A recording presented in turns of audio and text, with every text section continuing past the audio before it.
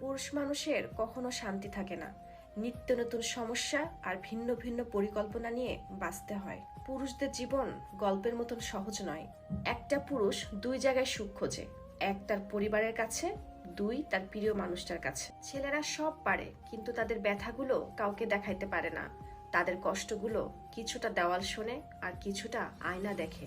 পুরুষ কখনো কান্না করে না, যদিও করে নিজের জন্য না, হয়তো পরিবারের জন্য, নয়তো প্রিয় মানুষটার জন্য।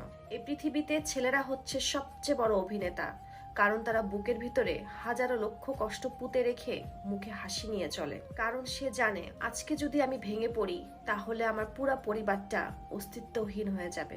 ছেলেরা পৃথিবীতে সবকিছু করার অধিকার পেয়েছে, কিন্তু চিৎকার করে কান্না করার অধিকার পায় নাই। পুরুষকে বুঝতে হলে পুরুষের নীরবতাকে বুঝতে হবে, না হলে পুরুষের গভীরে কখনোই পৌঁছাতে পারবেন না।